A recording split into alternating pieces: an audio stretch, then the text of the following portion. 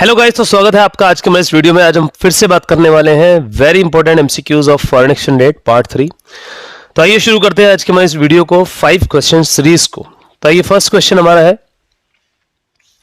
Due to depreciation of foreign currency the supply of foreign currency in domestic economy will option A increase, option B remain constant, option C may increase और option D decrease. तो देखिए पहले question को समझ लेते हैं। Question है क्या, due to depreciation of foreign currency, यानी कि फॉरेन करेंसी डेप्रिशिएट हो गई है, यानी कि फॉरेन करेंसी सस्ती हो गई है। फॉरेन करेंसी सस्ती हो गई है यानी कि जो डॉलर, एग्जांपल ले लेते हैं, जो डॉलर मान लीजिए हमें पहले 50 रुपीज में मिल रहा था, अब वही डॉलर हमें 40 रुपीज में मिल रहा है। इसका मतलब यह है कि फॉरेन करेंसी की वैल्यू क्या हो गई है, डेप्रिशिएट हो गई है। अब देखो डेप्रिशिएट होने से होता क्या है, जब भी फॉरेन करेंसी की वैल्यू डेप्रिशिएट हो जाती है तो हमारे लिए तो फायदा है, खरीदने वालों के लिए फायदा है, लेकिन बेचने वालों के लिए क्या हो जाता है, नुकसान हो जाता है। सप्लाई ऐसे में डिक्रीज हो जाती है। तो उन्होंने कहा है ऑप्शन ए इंक्रीज। इंक्रीज नहीं होगी भाई सप्लाई, क्योंकि बेचने वाले को नुकसान हो रहा है। कांस्टेंट नहीं रहेगी। में इंक्रीज का ऑप्शन तो आएगा ही नहीं भाई। तो फिर फाइनल क्या होता है, डिक्रीज हो जाएगी सप्लाई, क्योंकि बेचने वाले को, फॉरेन करेंसी बेचने वाले को नुकसान हो रहा है, इसलिए सप्लाई हो जाएगी कम और डिमांड हो जाएगी ज्यादा। क्वेश्चन नंबर 2 पर चलते हैं। When the exchange rate rises due to managed floating, it is called dash of domestic currency. Option A devaluation, option B appreciation, option C revaluation and option D depreciation. तो देखिए question में उन्होंने कहा है कि जैसे ही फॉरेन एक्सचेंज रेट इंक्रीज होंगे manage floating के कारण, यानी कि जैसे ही फॉरेन करेंसी महंगी हो जाएगी तो इससे क्या होगा डोमेस्टिक करेंसी का। देखो भाई, जब भी कोई करेंसी महंगी होती है ना, उसकी वैल्यू अप्रिशिएट हो जाती है। तो फॉरेन करेंसी की वैल्यू में अप्रिशिएशन आया है तो हमारी करेंसी डेप्रिशिएट होगी, यानी कि हमारी करेंसी में आएगा डेप्रिशिएशन। तो यहाँ पर डिवैल्यूएशन नहीं आता, डिवैल्यूएशन होता है मार्केट गवर्नमेंट के कारण, जबकि मैनेज फ्लोटिंग होता है मार्केट फोर्सेस में। एप्रिशिएशन नहीं हो सकता भैया डोमेस्टिक करेंसी की वैल्यू, तो डेप्रिशिएट हुई है क्योंकि फॉरेन करेंसी की वैल्यू अप्रिशिएट हुई है।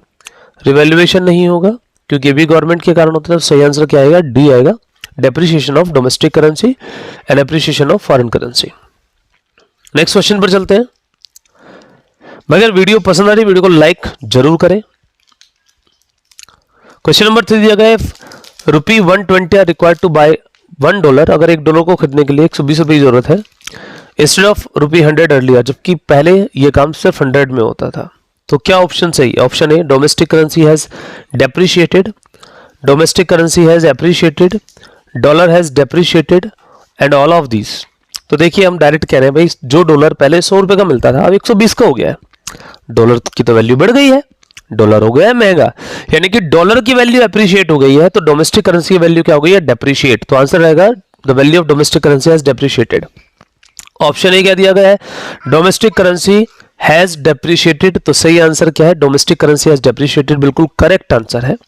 डोमेस्टिक करेंसी हैज एप्रिशिएटेड नहीं होगा क्योंकि डोमेस्टिक करेंसी तो डेप्रिशिएट हुई है। डॉलर हैज डेप्रिशिएटेड नहीं, डॉलर तो एप्रिशिएट हुआ है भाई।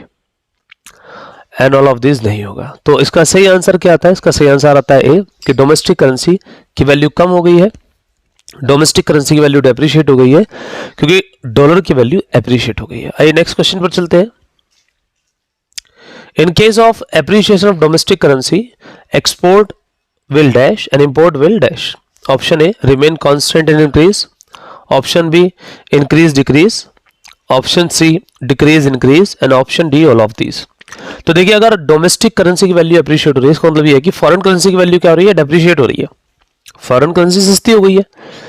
एग्जाम्पल के तौर पर जो डॉलर पहले 50 का था अब 40 का हो गया है। इसका मतलब यह है कि वो सस्ता हुआ, उसकी वैल्यू भी डेप्रिशिएट और हमारी करेंसी की वैल्यू हो गई है अप्रिशिएट। तो अब हम देखते हैं एक्सपोर्ट पर क्या फर्क पड़ेगा। आप बेच रहे हो, जब आप सामान बेचते हो तो पहले आप $1 में सामान बेचते थे, आपको 50 मिलते थे। अब आप $1 में सामान बेच रहे हो, आपको 40 मिल रहे हैं। तो भाई एक्सपोर्ट करके फायदा नहीं हो रहा, तो एक्सपोर्ट क्या हो जाएगा, डिक्रीज हो जाएगा। फिर दूसरा क्या है, आप खरीदने पर आइए, पहले आप जो प्रोडक्ट 50 का खरीदते थे अब आपको 40 में मिल रहा है, तो इंपोर्ट में फायदा हो रहा है, तो इंपोर्ट क्या हो जाएगा, इंक्रीज होगा। तो आंसर आएगा export will decrease and import will increase. तो दैट इज सी। सी एकदम करेक्ट आंसर है, एक्सपोर्ट विल डिक्रीज, क्योंकि भाई एक्सपोर्ट डिक्रीज हो गया है क्योंकि प्रॉफिट नहीं है, प्रॉफिट कम हो गया है। 50 रुपए में जो सामान बिक रहा था 40 में बिक रहा है। और इंपोर्ट इंक्रीज हो जाएगा क्योंकि बहुत फायदा हो रहा है भाई, इंपोर्ट सस्ता हो गया है। 50 रुपए का प्रोडक्ट सिर्फ 40 में आ रहा है। चलिए नेक्स्ट क्वेश्चन पर चलते हैं।